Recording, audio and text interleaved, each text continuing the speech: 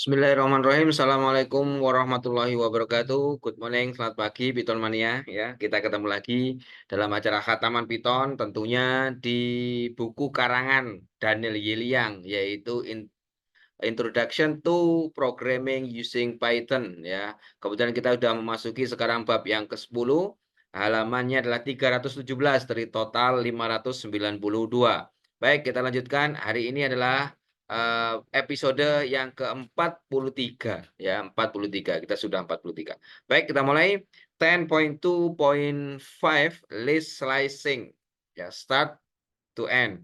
Nah, ini artinya adalah bagaimana memotong memotong list slicing, pemotongan list, di mana nanti dikasih tanda kurung kotak ya, kotak ini, kurung kotak itu ya, itu start dan end. The index operator, kita lanjutkan ya. The index operator allows you to select an element at the specified index. The slicing operator you return a slice of the list using the syntax list start end. The slice is a sublist from index start to index end min 1. Here are some examples. Jadi ada list 1, ini sama dengan 2, 3, 5, 7, 9, 1. Ya, list 1 itu 2 sampai 4, artinya nanti jawabannya adalah 5 dan 7. Ya, artinya dia men-slice, memotong bagian, yaitu bagian 2 dan 4 sampai 4. 4 nanti nggak ikut, jadi indeks yang keempat ini nggak ikut. Maka dia hitungnya dari 2. Maka kalau kita lihat ini 0, 1, 2, ya, 3, 4. Nah, 4-nya nggak ikut, maka 2 dan 3 saja, yaitu 5 dan 7. Oke, operator indeks memungkinkan Anda memilih elemen pada indeks yang ditentukan. Operator pemotongan mengembalikan potongan list menggunakan sintaks list start end. Potongan adalah sublist ya, dari indeks start ke indeks n min 1. Jadi ingat startnya dulu sampai n min 1. Jadi sampai dikurangi satunya. Jadi kalau dia ngomong 24 ya nanti 2 dan 3 saja gitu ya. Kemudian potongan berikut beberapa contohnya ini yang disampaikan ya. List 1 ini 2, 3, 5, 7, 24, maka jawabannya 5,7. The starting index or index ending index may be omitted. In this case, the starting index is nil and the ending index is the last index. For example, nah ini kita lihat contohnya. List 1, 2, 3, 5, 2, 30, 33, ya, 21. Maka listnya titik 2, 2 ini artinya dia 2 dan 3. Jadi mulai dia 0, indeksnya sampai 0 ke 1. 2-nya nggak ikut, ya kan? List 3 sampai 0 ini artinya dia sampai yang terakhir. Jadi kalau 3 nanti setelah itu 3, 4, 5, 6 sampai yang terakhir. Jadi ini kalau misalkan 0, 1, 2, 3 maka 2-nya ikut 2, 3, 3, 2, 1. Oke. Indeks awal atau indeks akhir kita lihat ya. The starting index awal atau indeks akhir dapat dihilangkan. Dalam kasus ini, indeks awal adalah 0 dan indeks akhir adalah indeks terakhir. Oke, baik. Jadi dihilangkan seperti ini. Nah, kalau di depannya kosong, berarti nggak ada, itu artinya dia kosong.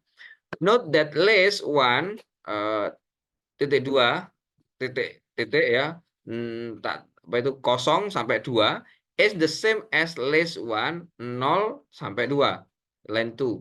And that list 3, titik 2 sampai 0, is the same as list 1, 3 sampai len list, jadi panjangnya terakhir. Maka line 4. You can use, ya ini. Perhatikan bahwa list 1, 0 sampai 2 sama dengan list 1, 0 sampai 2. Sedangkan list 1, 3 sampai 0 artinya 3 sampai len panjang terakhir dari list. Ya. You can use a negative index in slicing. For example, list 1, 2, 3 ini sampai 1 sampai min 3. Maka jawabannya 3, 5. Atau list 1 sampai min 4 sampai min 2. Maka jawabannya 3,5. Nah, kita jelaskan apa maksudnya di sini. In line 2, list 1, 1 sampai min 3 is the same as list 1 sampai min 3 plus len list 1. Pada baris 4, list 1 min 4 sampai min 2 and the same as list 1 min 4 plus len list 1 sampai min 2 plus len list 1. Ya, bisa dipahami di sini ya. Maka perhatikan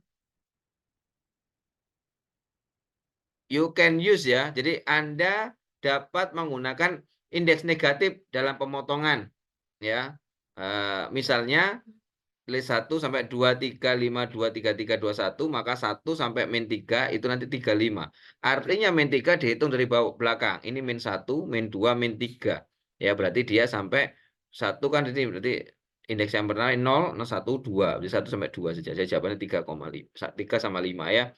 Kemudian kalau min 4 sampai min 2, jadi artinya dia min 4. Min 1, min 2, min 3, min 4. Berarti 5, min 2-nya. Nah, sampai di sini berarti. Ya, lah ini min 2 terakhir ya, dihitungnya min 2 terakhir. Jadi min jawabannya apa ini? 3,5 min 2-nya di sini. Oke, kita coba lihat ini.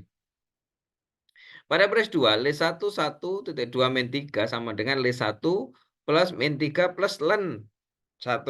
Jadi min 3 ditambah dengan panjangnya. Ya, panjangnya berapa ini? 1, 2, 3, 4, 5, 6. 6 ditambah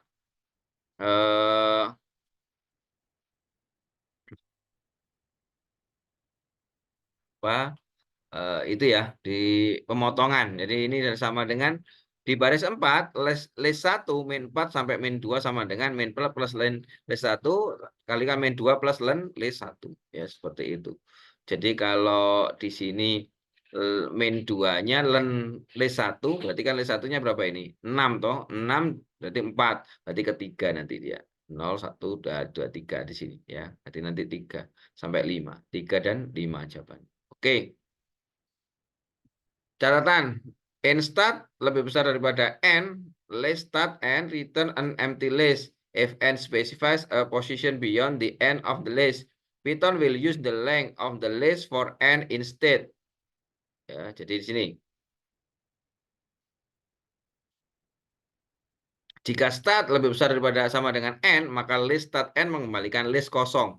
Jika n menspesifikasikan posisi di luar akhir list, Python akan menggunakan panjang list untuk n sebagai gantinya. Oke, kita masuk ke 10.2.6. 10.2.6. Berarti plus bintang dan in not in operator. Jadi operator plus, operator kali, operator in atau not in. You can use the concatenation operator. Anda bisa menggunakan penggabungan, operator penggabungan, yaitu plus to join to list and repetition operator. Dan juga menggabungkan operator pengulangan dengan bintang to replicate element in a list. Here are some example. Jadi plus itu adalah operator penggabungan, sedangkan bintang itu adalah operator pengulangan. Jadi dikalikan ya. Contoh, list 1, 2, 3, list 2, 1, 6, maka 1, 9. Maka kalau ditambahkan, maka list 3 sama dengan 2 tambah 2, 3 tambah 1,9 dimasukkan. Sedangkan list 4, 3 kalikan list 1. Misalkan ya, mana kalikan 3, 2 kali 3, 2 kali 3, 2,3 ya. 2,3, 2,3, 2,3. Jadi kalikan 3. A new list is obtained by concatenating list 1 with list 2, line 3.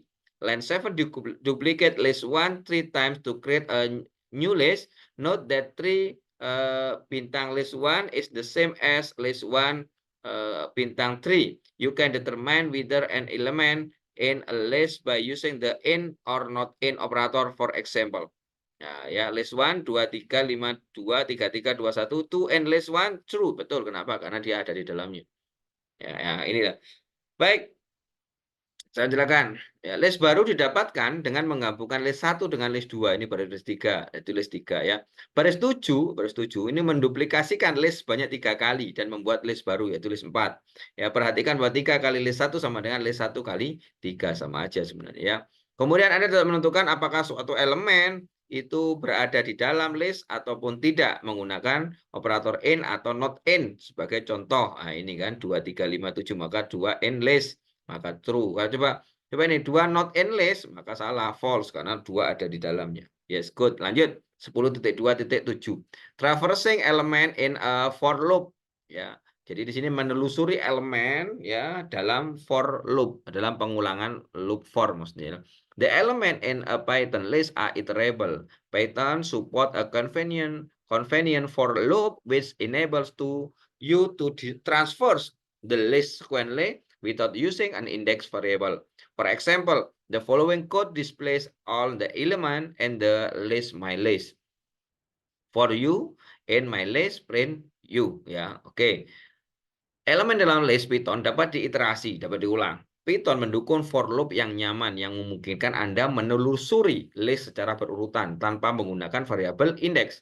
Misalnya, kode berikut menampilkan semua elemen dalam list my list, yaitu for u in my list, print u. Ya kan? You can read the code as for each element u in my list, print it. Nah, baca gitu. Anda dapat membaca kode tersebut sebagai untuk setiap elemen U di my list, cetaklah elemen itu. Ya. You still have to use an index variable if you wish to transfer the list in a different order or change the element in the list. For example, the following code displays the element n at odd numbered position. For e in range nil to learn my list, to ya print my list e. Ya. Anda masih bisa menggunakan variabel indeks jika Anda ingin menelusuri list dalam urutan yang berbeda atau mengubah elemen dalam list. Misalnya kode berikut menampilkan elemen pada posisi bernomor ganjil. Maka kalau range-nya 0 ya, sampai nanti panjang list, kemudian di step-nya itu 2. Ya, print my list. Baik, 10.2.8 10.2.x comparing list, jadi membandingkan list. You can compare list using comparison operator menggunakan tanda besar karena sama dengan, tanda lebih kecil sama dengan, atau tidak, bukan sama dengan ya. For this to work, the two lists must contain the same type of element. The comparison uses lexicographical ordering. The first two elements are compared. If they differ, this determines the outcome of the comparison. If they are equal, the next two elements are compared, ya, and so on until either list is exhausted. Here some example. Jadi kita lihat di sini, Anda dapat membandingkan list menggunakan operator perbandingan, ya. Agar ini berfungsi, kedua list harus berisi tipe elemen yang sama. Elemennya harus sama jumlahnya, ya. Elemennya sama, tipenya. Jadi kalau string semua atau integer harus sama, ya. Kedua list harus berisi tipe elemen sama, perbandingan menggunakan urutan leksikografis. Dua elemen pertama dibandingkan, jika berbeda, ini akan menentukan hasil perbandingan. Jika mereka sama, dua elemen berikutnya akan dibandingkan, dan seterusnya. Sampai salah satu list habis. Berikut beberapa contohnya. List 2 apakah sama dengan list 1? Maka false. Kenapa? Green, red, blue. Red, blue, green. Ini urutannya, ya. List 2 tidak sama dengan 1, ya betul, ya kan? List 2 lebih besar dari list 1, maka false. List 2 lebih besar dari list 1, maka false. List 2 kurang dari list 1, maka true. List 2 kurang dari list 1, true. Ini dari mana? Dari urutannya nanti. Ya, ini dilihat dari urutannya. Baik, lanjut. 10.2.9 10.2.9 list comprehension, ya kan?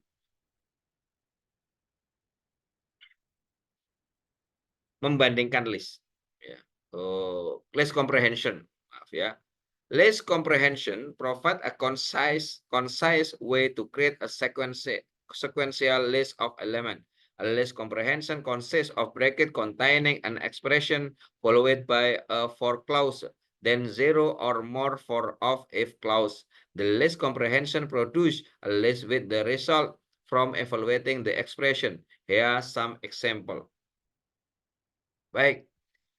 List comprehension itu menyediakan secara ringkas untuk membuat list elemen berurutan. List comprehension terdiri dari kurung siku yang berisi ekspresi diikuti oleh klausa for. Kemudian nol atau lebih klausa for atau if. List comprehension menghasilkan list dengan hasil dari evaluasi ekspresi. Berikut beberapa contohnya. Contoh list 1 ya, maka x for x in range ditutup dengan kurung siku ya. Nah, ini sudah jadi list dia. Maka 0, 1, 2, 3, 4, 5. Karena X in range 5. Ya kan, 0 sampai 4 nanti di situ ya. X for ini boleh comprehension ini ya. Ditutup dengan list. Tanda itu kan tanda list. Jadi kurung siku itu. List 2 ini 0,5 dikalikan X for X in list 1. Contoh misalkan jadi ini kalikan 0,5. Jadi 0 kalikan 0,5, 1 kalikan 0,5, 2 kalikan 0,5. Nanti hasilnya seperti ini. Kemudian list 3, X for X in list 2F, X kurang dari 1,5.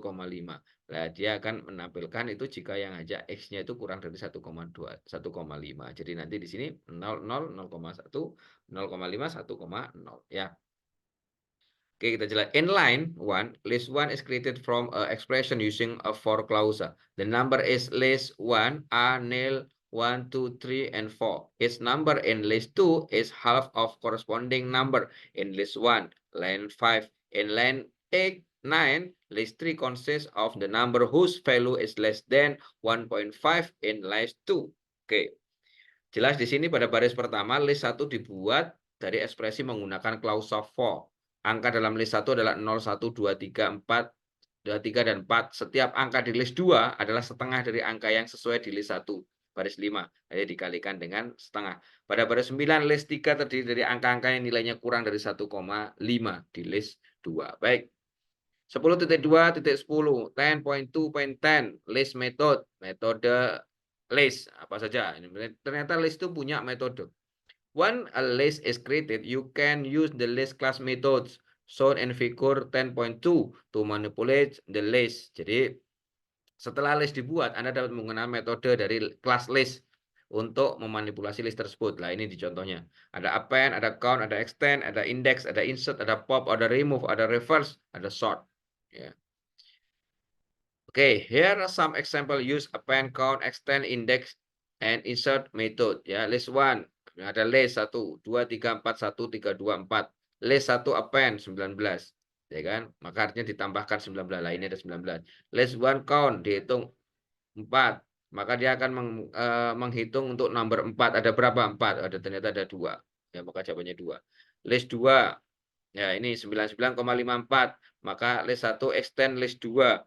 Maka list 1, 2, 3, 4 tambah 99,54. Jadi list 1 tambah dengan list 2 extend. Ya, extend itu menambahkan elemen. Satu list dan list menambahkan isinya list kalau extend.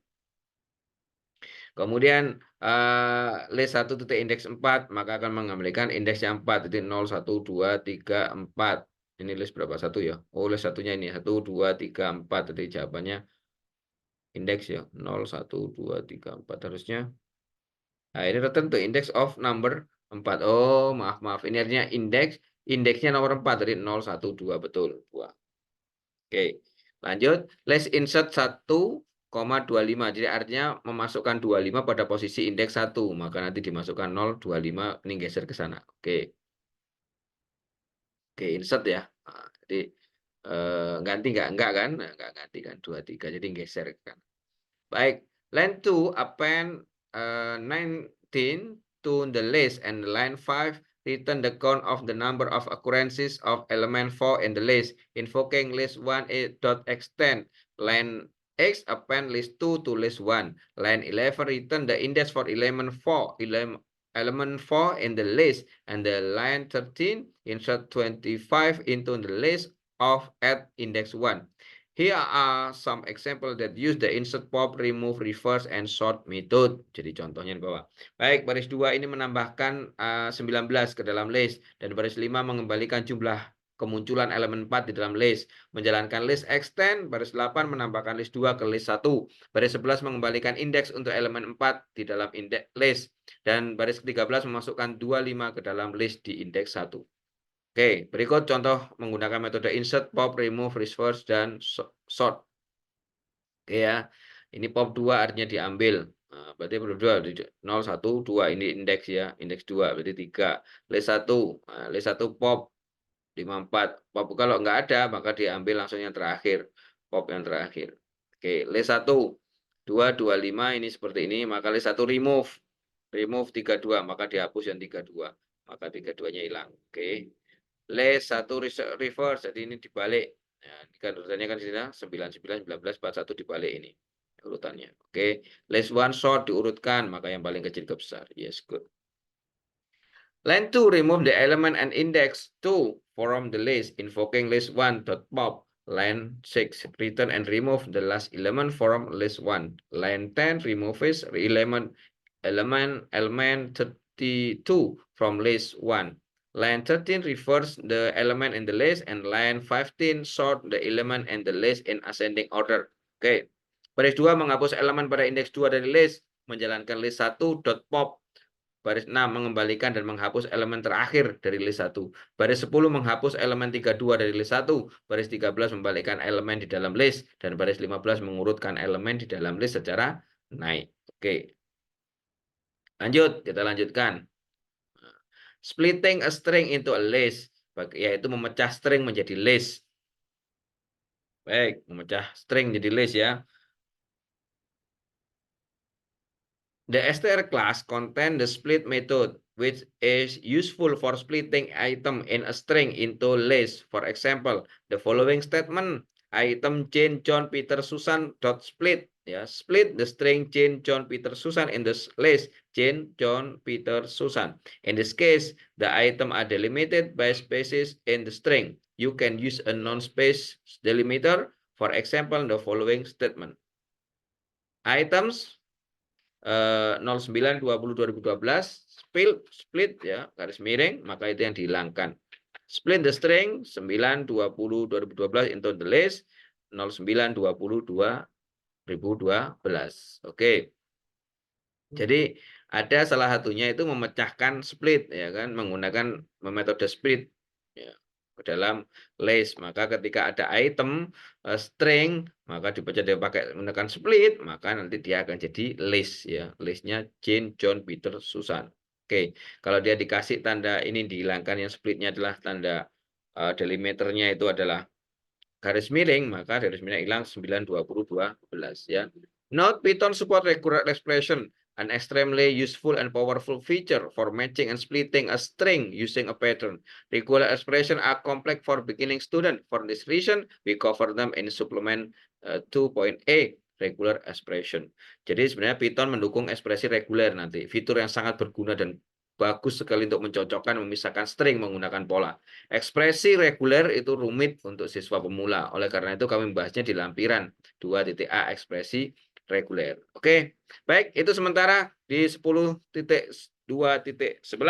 Kita akan lanjutkan nanti di episode ke-44, yaitu melanjutkan di inputting list. Jadi kita bahas tentang list. Ini list ini penting. Ini banyak sekali nanti menggunakan list. Jadi untuk menyimpan data ya dengan menggunakan list ya. Nanti dalam data science, dalam penggunaan perhitungan yang lainnya itu list begitu luar biasa ya. Maka ini kita harus paham nanti tentang list ini. Baik, itu sementara ya yang di baru pertemuan kita yang ke episode yang ke-43 ini. Insyaallah Python tetap mudah, tetap simple dan menyenangkan. Tetap yakin. Sampai ketemu lagi. Wassalamualaikum warahmatullahi wabarakatuh.